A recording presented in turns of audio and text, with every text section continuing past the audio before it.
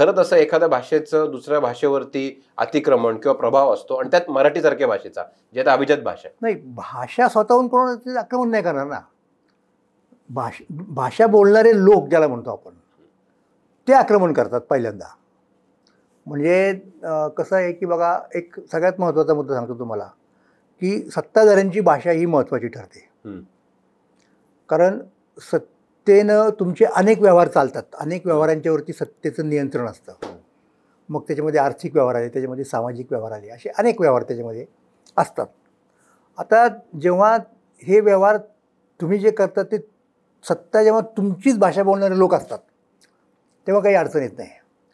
पण दुसरी भाषा बोलणारे लोक इथे आले समजा तुमच्या तिथे आणि त्यांच्याकडे सत्ता गेली. मी तुम्हाला उदाहरण सांगतो ना. म्हणजे असं बघा की 13व्या शतकाच्या शेवटी काय झालं आपल्याकडे की इथे इस्लामी राजवट आली. म्हणजे अर्थात यादवांचं जे राज्य होतं की ज्यांच्या राज्याच्या काळामध्ये लीळाचरित्रासारखा अभिजात ग्रंथ लिहिला गेला, ज्ञानेश्वरीसारखा अभिजात ग्रंथ लिहिला गेला. एक तो गद्यामध्ये होता आणि एक पद्यामध्ये होता. म्हणजे गद्य आणि पद्य या दोन्ही क्षेत्रामध्ये मराठी भाषेने अशी एक भरारी घेतली. आणि इकडं हे आक्रमण आलं, अल्लाउद्दीन खिलजी वगैरे आपल्याला कल्पना आहे, त्यांनी यादवांचं राज्य नष्ट केलं. मग पुढे ते स्थित्यंतर, राजकीय स्थित्यंतर घडत गेली. म्हणजे उदाहरणार्थ ते खिलजी गेले, मग तिथे तुघलक आले, आणखीन तुघलकांच्या नंतर बहामनी आले, मग पुढे बहामनींची 4-5 तुकडे झाले.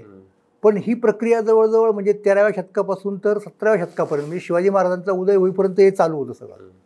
सत्ताधारी बदलले पण त्यांचा धर्म, त्यांची संस्कृती ही एकच राहिली ना. त्यामुळे सगळ्या व्यवहारांच्यावरती त्यांचं नियंत्रण होतं. एक साधा मुद्दा आहे की राज्यसत्ता किंवा राज्य जे चालतं ते प्रशासकीय बळावर चालतं. म्हणजे नुसती लढाई करून जिंकता येतं आपल्याला, पण पुढे त्या राज्याची एक चौकट असावी लागते, एक व्यवस्था घालावी लागते. आता तो जो सत्ताधारी असतो तो त्याच्या पद्धतीनेच करणार ना या गोष्टी. मुसलमानांची म्हणून एक काही व्यवस्था होती, तशी त्यांची एक व्यवस्था होती. ती व्यवस्था, त्या व्यवस्थेमधले व्यवहार, त्या व्यवस्थेमधले महत्त्वाचे खाती, नावं, अमुक तमुक अधिकारी ते त्यांच्याच भाषेमध्ये असणार. म्हणजे ती फारशी भाषा होती. त्यामुळं सगळं प्रशासन जे आहे ना ते फारशी भाषेने व्यापलं. आणि याचं सगळ्यात उत्तम उदाहरण तुम्हाला जर पाहायचं असेल तर एकनाथांच्या भारुडामध्ये तुम्हाला दिसेल की एकनाथ काय करतील, उदाहरणार्थ की मनुष्यदेह हे एक जणू काही एक गाव आहे. मग ते गावाचं कसं होतं प्रशासन, ॲडमिनिस्ट्रेशन, तसं सांगणार. मग तुमच्या असं लक्षात अरे हे सगळे शब्द जे आहेत ना ते पर्शियन आहेत. त्याच्या अगोदर यादव काळामध्ये जे शब्द होते ते शब्द गेले आणि आता संपूर्ण कारभाराची भाषा, राज्यकारभाराची, प्रशासनाची, दरबाराची ही सगळी पर्शियन झाली. त्यामुळं तुम्हाला जर समजा काही हे करायचं असेल, म्हणजे विनंती करायची असेल सरकार दरबारी, तर त्यांचीच भाषा वापरायला लागेल. मग आपोआप ती भाषा झिरपत जे खालच्या स्तरातले सगळ्यात जे अधिकारी असतील, म्हणजे पाटील असतील, गावातले कुलकर्णी असतील, त्यांनाही तीच भाषा बोलायला लागली. त्याच भाषेत ते सगळं प्रोड्यूस करणार वरती, म्हणजे मोठ्या दरबारामध्ये आपल्या वरच्या अधिकाऱ्याकडे. तर ती संपूर्ण ती सत्तेची भाषा झाली.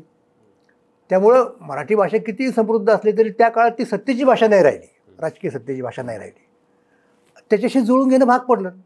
म्हणजे मी त्याचं उदाहरण नेहमी देतो की म्हणजे आता मधल्या काळात शिवाजी महाराजांनी स्वतंत्र एक राज्य स्थापन केलं, मराठ्यांचं राज्य चाललं कित्येक दिवस, कित्येक वर्ष, ते इव्हन सगळीकडे पसरलं.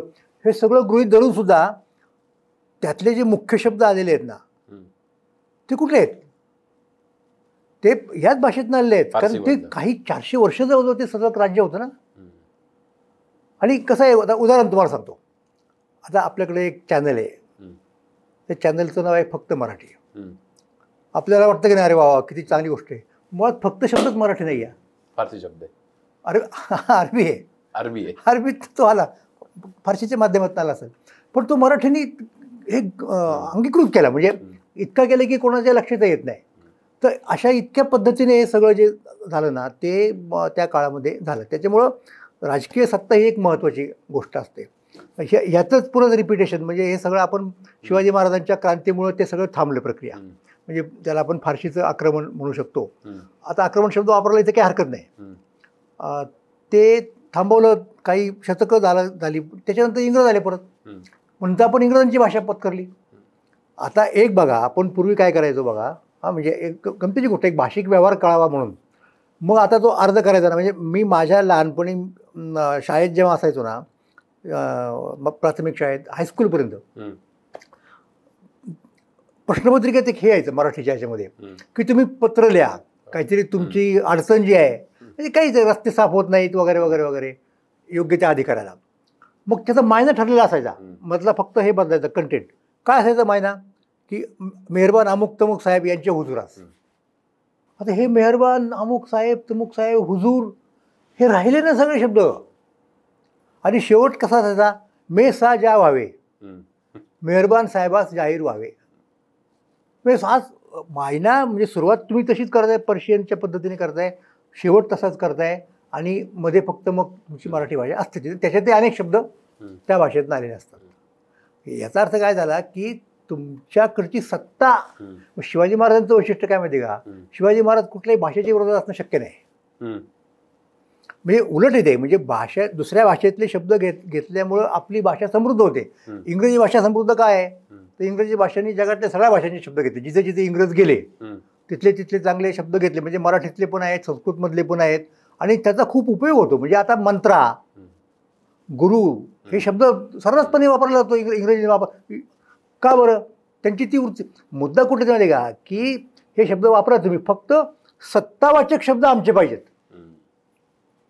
ही फार मोठी इन्साईट शिवाजी महाराजांची. म्हणून त्यांनी तो जो राज्यव्यवहार कोश तयार केला, करवला, तिथे काय केलं की जिथे राजसत्तेचा संबंध आहे, राजकीय व्यवहारांचा संदर्भ आहे, ते शब्द फक्त आम्हाला पर्शियन नको आहेत, फारशी भाषेचे नको आहेत, ते आम्ही आमचे वापरणार. म्हणजे सुरुवातच ना, राजा काय म्हणायचं, राजाला ते पूर्वी साहेब म्हणायचे,